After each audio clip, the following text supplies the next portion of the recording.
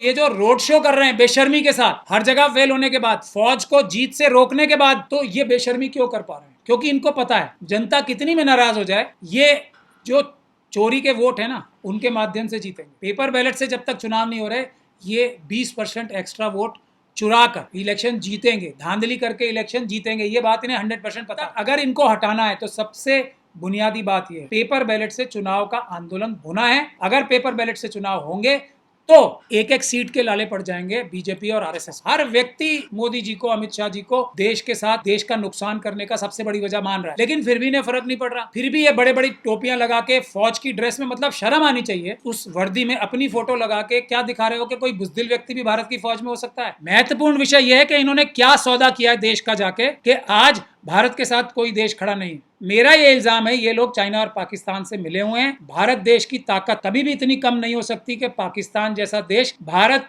के ऊपर कूटनीतिक विक्ट्री हासिल कर ले। और संविधान विरोधी मानसिकता की जो सरकारें बनी हुई हैं आरएसएस और बीजेपी की, उनसे निजात पाने के लिए, उनसे छुटकारा पाने के लिए और देश को आरएसएस और बीजेपी से बचाने के लिए यदि कोई सबसे महत्वपूर्ण कार्य है तो वो मतपत्र द्वारा चुनाव है। संविधान विरोधी मानसिकता की जो सरकारें बनी हुई हैं आरएसएस और बीजेपी की, उनसे निजात पाने के लिए, उनसे छुटकारा पाने के लिए और देश को आरएसएस और बीजेपी से बचाने के लिए यदि कोई सबसे महत्वपूर्ण कार्य है तो वो मतपत्र द्वारा चुनाव है। इस बात को हम लोगों ने, जो मिशन सेव कॉन्स्टिट्यूशन ने आंदोलन शुरू किया था सड़कों पे 5 जनवरी 2024 से, हम कभी भी भूले नहीं हैं, कभी भी हमने उसे नज़रअंदाज नहीं किया। हालांकि आप लोगों ने भी और देश के दूसरे नागरिकों ने भी, ख़ास तौर से अम्बेडकरवादियों ने और संविधानवादियों ने हमसे भी बहुत शिकायत की, बहुत नाराज़गी जाहिर की कि हमने भी कुछ महीनों के लिए ये आंदोलन जो है ब्रिंग बैक बैलेट, मतपत्र वापस लाने का और वोटों में धांधली वाली मशीनों का जो विरोध था और मतपत्र वापस लाने का जो आंदोलन था, थोड़ा धीमे कर दिया था। तो हालांकि मुझे भी बहुत सारे लोगों ने बहुत सारी बातें कही और बहुत बुरी बुरी बातें भी कही, सोशल मीडिया पे भी कही। मुझे दुखी होने की जगह खुशी हुई इस बात से, क्योंकि इन सभी लोगों को मेरे पास ये बताने की वजह है कि मैंने जानबूझ के नहीं, बल्कि कुछ खास हालात की वजह से ये आंदोलन स्ट्रैटेजिकली थोड़ा पोस्टपोन करना पड़ा था, लेकिन छोड़ा नहीं। लेकिन जनता ने जितना नाराज़गी मुझसे खुद जाहिर की, मुझे इस बात की बहुत खुशी है। ये हमारे आंदोलन को कामयाबी की राह पर ले जाएगा, इसमें मुझे अब कोई भी शक और शुबे की गुंजाइश नहीं है। चाहे ये जो बड़ी बड़ी हमारी पॉलिटिकल पार्टीज़ हैं ये हमारा साथ दें या ना दें, जनता ने मुझे तक गाली देना शुरू कर दिया था, ये मेरे लिए सबसे खुशी का विषय है। पॉलिटिकल पार्टीज़ के बड़े बड़े लीडर्स को तो जनता गाली दे ही रही है, मुझे भी इसलिए कि आपने आंदोलन ख़त्म कर दिया। आप भी उसी तरह बेईमान तो नहीं हो गए कहीं। तो मैं पहले तो सफाई दे दूं अपनी खुशी जाहिर करने के बाद, यही काम आपको करना है जनता को। जो व्यक्ति पेपर बैलेट लाने के लिए आंदोलन नहीं कर रहा, वो संविधान का सही रक्षक नहीं है। उसको आप सवाल करो, सड़क पे करो, उसके घर में जाके सवाल करो, अगर वो ख़ास तौर पे अपोजिशन पॉलिटिकल पार्टी का मेंबर है। ये सबसे अच्छी बात है। दूसरी बात यह, अब मैं सफाई भी दे दूं अपनी। आप सब लोगों को याद होगा कि हमने पंजाब हरियाणा हाई कोर्ट से एक बहुत ही अच्छा ऑर्डर लिया था कि 90 की 90 सीटों पे, ये हमने 9 दिसंबर 2024 को लिया था, हमें वीडियोग्राफी मिलेगी। ये वीडियोग्राफी से हम किस तरीके से आरएसएस और बीजेपी को इलेक्शन कमीशन चुनाव जिताती है, हम देश की जनता को अपनी आंखों से दिखा देते, सिर्फ बड़ी बड़ी स्क्रीन्स लगा के 90 की 90 हरियाणा में कॉन्स्टिट्यूंसीज में। उससे बचने के लिए सरकार ने 20 दिसंबर के आसपास, 21 दिसंबर को कानूनी बदल दिया। ये हिम्मत सरकार की नहीं हुई, इलेक्शन कमीशन की नहीं हुई, तो हमारा हाई कोर्ट का ऑर्डर चैलेंज करते सुप्रीम कोर्ट में, बल्कि कानूनी बदल दिया। लेकिन कानून बदलने से भी उनका कोई फ़ायदा नहीं हुआ, उनको ये नज़र आ गया। तो उन्होंने, जो कांग्रेस के अंदर उनके स्लीपर सेल हैं जयराम रमेश साहब, उनको तैयार किया आरएसएस और बीजेपी ने, और उनसे सुप्रीम कोर्ट में एक पिटीशन डलवाई। पिटीशन का नज़र आने में तो बहुत फ़ायदेमंद चीज़ लग रही थी कि जो प्राचा साहब को, जो रोकने के लिए प्राचा साहब को वीडियोग्राफी ना मिले, उसके लिए जो कानून बदला है वो गैर कानूनी है, उसको समाप्त कर दिया जाए। परंतु असली मकसद जो मुझे पता था और मैं मना कर रहा था कोई सुप्रीम कोर्ट ना जाए, जो गद्दार होगा वही सुप्रीम कोर्ट जाएगा, जो बेईमान होगा वही सुप्रीम कोर्ट जाएगा इस कानून को ख़त्म कराने के लिए, आरएसएस का जो एजेंट होगा वही जाएगा। उसके बावजूद भी जयराम रमेश साहब ने पीआईएल लगा दी।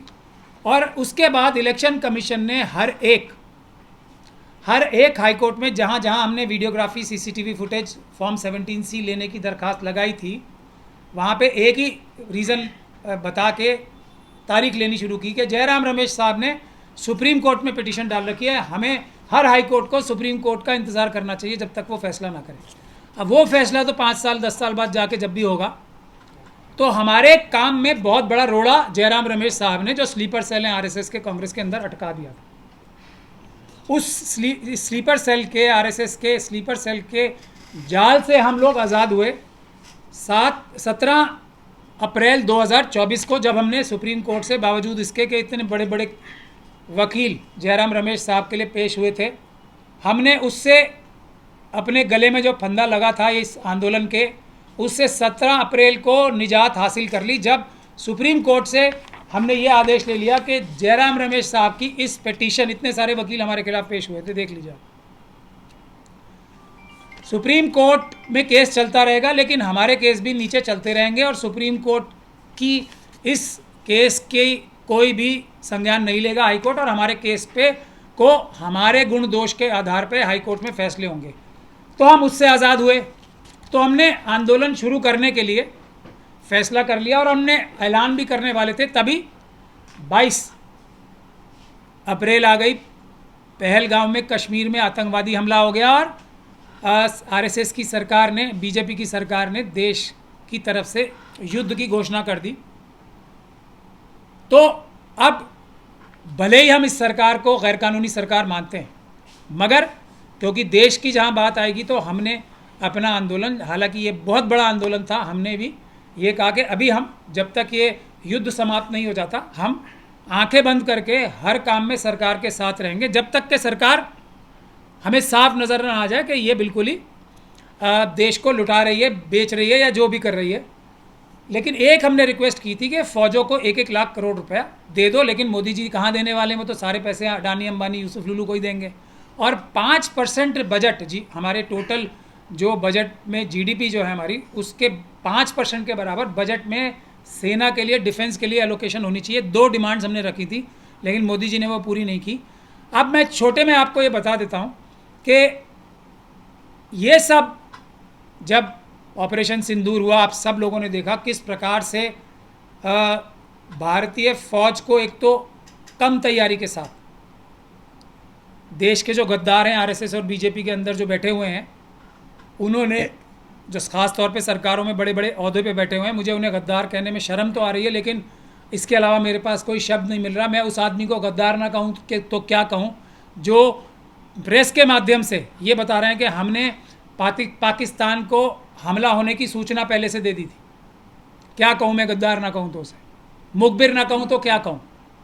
तो मजबूरी में मुझे ये कहना ही पड़ रहा है कि जो मुखबिरी पाकिस्तान को की थी, जो सेना के पास संसाधनों की कमी थी, उसके बावजूद भी सेना ने आतंकवाद को ख़त्म करने के लिए बिल्कुल आखिरी, जब वो कगार पर थे, तो ट्रंप साहब के कहने से, और ट्रंप का साहब को कहा क्यों था, क्या वजह थी? मोदी जी के जो सुब्रमण्यम स्वामी साहब कहते हैं ट्रंप साहब से और चाइना से मोदी जी डरते हैं, वो अडानी की खातिर, अडानी का डरावा दिखा के, कोई ट्रेड का नहीं होगा डरावा, मुझे ऐसा नहीं लगता। बेसिक वजह जो ट्रंप साहब नहीं बता रहे हैं, वो अडानी को जेल भेजने की धमकी देके मोदी जी से हमारी फ़ौज को जीत के मुंह से वापस बुला लिया, बिल्कुल कगार पे जीत से। उसके बाद पूरी दुनिया में भारत का जो स्टेचर था, आरएसएस, बहुत सारे लोग ये कह रहे हैं कि ये लोग बेवकूफ़ी में ऐसा हुआ है, इनके बस की नहीं है या ये कैपेबल नहीं है।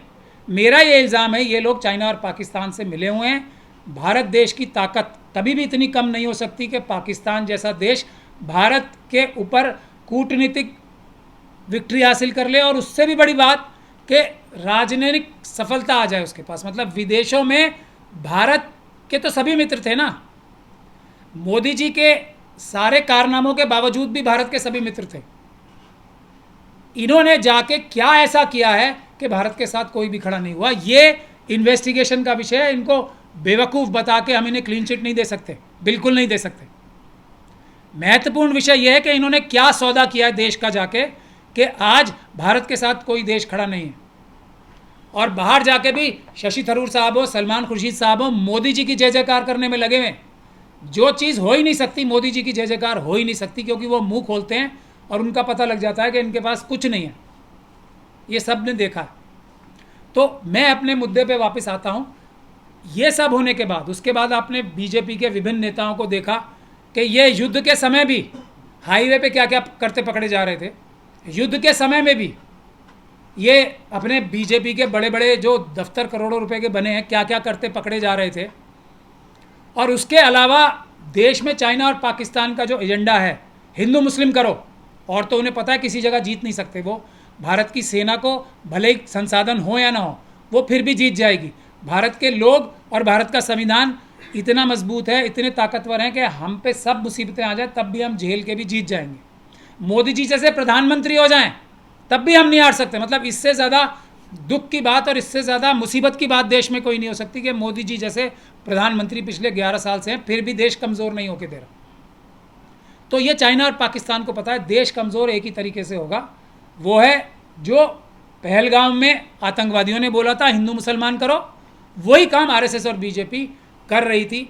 चाहे वो हमारे सेना के जो जवान हैं उनके बारे में बोला हो, जो मध्य प्रदेश हाईकोर्ट को संज्ञान लेना पड़ा, या दूसरी बहुत सारी चीज़ें जो भी। तो ये सब जो मुसीबतें आ रही हैं, इनका हल क्या है? देखिए, विपक्ष की पार्टीज तो ऐसी हैं, क्या बोलूँ मैं उनके बारे में, स्लीपर सेल्स हर जगह घुसे में। मोदी जी का इस्तीफा मांगते भी लोगों को शर्म आ रही है। मेरा ये साफ तौर पे कहना है, इस वक्त जो व्यक्ति, कोई भी व्यक्ति जो आरएसएस और बीजेपी की निंदा नहीं करता, वो पूरी तरीके से देशभक्त नहीं है। इतने हालात अब आ चुके हैं, वो पूरी तरीके से देशभक्त नहीं है। ख़ास तौर पे वो लोग जो पढ़े लिखे लोग अपने आप को कहते हैं, ये बिल्कुल साफ बात है। जो उनकी निंदा नहीं करता और जो किसी भी हद तक जाके उनका इस्तीफा मांगने की कोशिश नहीं करता, वो भी देशभक्त नहीं है। एक तो हमें ये बात साफ तौर पे कह देनी चाहिए। और कोई भी व्यक्ति आरएसएस और बीजेपी का समर्थन करता है तो उसको देशद्रोही कहने में मेरे ख्याल से कोई हिचक नहीं होनी चाहिए। लेकिन जो बुराई नहीं करता उनकी, वो भी पूरी तरीके से देशभक्त नहीं है। लेकिन इस मुसीबत से हम बचे कैसे? क्या मोदी जी को और अमित शाह जी को कोई फ़र्क पड़ रहा है, नड्डा जी को या मोहन भागवत जी को? पूरे देश की जनता, हमारी महिलाओं ने सिंदूर जब बांटने की धमकी दी थी घर घर जाके बीजेपी के कार्यकर्ताओं ने, तो चप्पलें लेके तैयार हो गई थी महिलाएं, मारेंगे इन्हें, आओ। तो ये माहौल है देश का। हर व्यक्ति मोदी जी को, अमित शाह जी को देश के साथ देश का नुकसान करने का सबसे बड़ी वजह मान रहा है। अभी आप किसी से भी जाके इंटरव्यू सड़क पे ले लो, लेकिन फिर भी इन्हें फ़र्क नहीं पड़ रहा। फिर भी ये बड़े बड़ी टोपियां लगा के फ़ौज की ड्रेस में, मतलब शर्म आनी चाहिए। हमारी फ़ौज का हर एक जो सिपाही बहादुर है, उस वर्दी में अपनी फ़ोटो लगा के क्या दिखा रहे हो कि कोई बुज़दिल व्यक्ति भी भारत की फ़ौज में हो सकता है? आपको तो सुब्रमण्यम स्वामी साहब ही बुज़दिल कहते हैं। एक बुज़दिल व्यक्ति, जिसको बुज़दिल उसकी पार्टी के बहुत बड़े नेता कहते हैं, वो अपनी फ़ोटो लगा के ये बता रहा है कि भारत की फ़ौज बुज़दिल भी हो सकती है। मतलब इससे बड़ा देशद्रोह क्या होगा? मोदी जी मतलब बुज़दिली, मतलब किसी भी एक सैनिक की, किसी शहीद की, अब्दुल हमीद की फ़ोटो लगाते तो अच्छी बात होती ना। अभी जो शहीद हुए हैं हमारे फौजी, अभी उनके किसी की फ़ोटो लगाते। मोदी जी का मतलब तो बुज़दिली है ना, नाकामी है, नाकारापन है। जो समझदार नहीं होता वो है शक्ल ये तो उसकी शक्ल लगा के देश की सेना की गरिमा कम करने के काम कर रहे हैं बड़े बड़े। बिहार में तो खैर फेल हो गया, वरना लोगों को पता नहीं किस तरीके से लाते हैं किराए पे, या जैसे भी, जैसे एयर जहाज़ भर भर के मोदी जी की जय हो रही थी पूरी दुनिया में, और अब निकला क्या उसका नतीजा? सिफर। तो ये जो रोड शो कर रहे हैं बेशर्मी के साथ, हर जगह फेल होने के बाद, फौज को जीत से रोकने के बाद, तो ये बेशर्मी क्यों कर पा रहे हैं? क्योंकि इनको पता है जनता कितनी में नाराज़ हो जाए, हम चुनाव, ये जो चोरी के वोट है ना, उनके माध्यम से जीतेंगे। पेपर बैलेट से जब तक चुनाव नहीं हो रहे, ये 20% एक्स्ट्रा वोट चुरा कर इलेक्शन जीतेंगे, धांधली करके इलेक्शन जीतेंगे। ये बात इन्हें 100% पता है। तो जब तक अगर इनको हटाना है, तो सबसे बुनियादी बात यह है कि पेपर बैलेट से चुनाव का आंदोलन होना है, हो ही रहा है, वो मजबूती से होना है। और पेपर बैलेट का आंदोलन जैसे जैसे ताकत पकड़ेगा, अगर पेपर बैलेट से चुनाव होंगे तो एक एक सीट के लाले पड़ जाएंगे बीजेपी और आरएसएस को। ये इस देश की हकीकत है। इस देश से, इससे कोई भी देश में व्यक्ति जो ईमानदार है, सच्चा है, संविधानवादी है, अम्बेडकरवादी है, नज़र नहीं चुरा सकता। दूसरी जो सबसे बड़ी ताकत है इन मशीनों के अलावा, वो है स्लीपर सेल्स। हर एक पार्टी में, जैसे बसपा इतनी मजबूत पार्टी है, मिश्रा जी हैं वहाँ पे, वो एक ही अकेले काफ़ी हैं पूरी बसपा को तबाह करने के लिए। वो तबाह करने के लिए पूरी शक्ति से आगे जा रहे हैं। उनके कारनामे कई पता आप लोगों को नज़र आ ही रहे हैं बसपा के अंदर जो हो रहा है। दूसरा, कांग्रेस के अंदर तो मैं बता ही चुका हूँ कौन कौन स्लीपर सेल हैं। जयराम रमेश, वीणु गोपाल, अब तो शशि थरूर और सलमान खुर्शीद, ये सब स्लीपर सेल ही तो हैं। जाके मोदी जी की तारीफ़ कर रहे हैं बाहर जाके, और देश की तारीफ़ करो भाई। मोदी जी का तो नाम लेते ही देश का नाम नीचे होता है, तो वो कोई भी वफादार आदमी नहीं है देश का जो मोदी जी का नाम जाके कहीं भी लेता है। देश का नाम लो, अपने आप अच्छा हो जाएगा सब। मोदी जी का नाम मत लो, अपने आप अच्छा रहेगा ही, नॉर्मल रहेगा। मोदी जी का नाम लिया, सब खराब। तो ये सलमान खुर्शीद टाइप लोग, शशि थरूर टाइप लोग जाके मोदी जी की तारीफ़ कर रहे हैं वहाँ पे, तो देश का नुकसान करने जा रहे हैं। अब मुद्दा ये है कि हम वो आंदोलन दोबारा। नेशनल दस्तक की आपसे गुजारिश है कि अगर इसको बचाना चाहते हैं तो नेशनल दस्तक को सब्सक्राइब करने के लिए रेड कलर के सब्सक्राइब बटन को दबाएं, फिर बेल आइकन की घंटी दबाएं। नेशनल दस्तक को बचाने के लिए बहुत जरूरी है कि हर खबर को शेयर करें, लाइक करें, कमेंट जरूर करें।